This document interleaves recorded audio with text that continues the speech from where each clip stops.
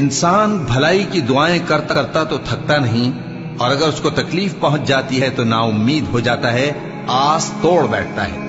और अगर तकलीफ पहुंचने के बाद हम उसको अपनी रहमत का मजा चखाते हैं तो कहता है कि ये तो मेरा हक था, और मैं नहीं ख्याल करता कि क़यामत बर्पा हो।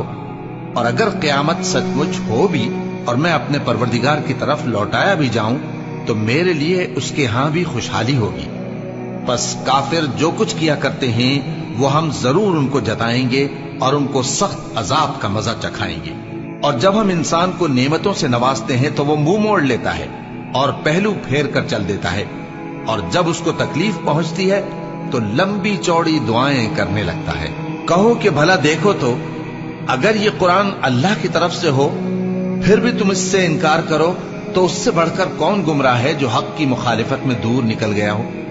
हम करीब उनको अतराफ आलम में भी और खुद उनकी जात में भी अपनी निशानियां दिखाएंगे, यहां तक कि उन पर जाहिर हो जाएगा कि कुरान हक है।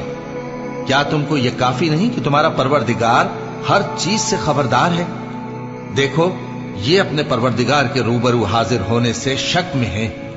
सुन रखो कि वो हर चीज का इहाता किए हुए है।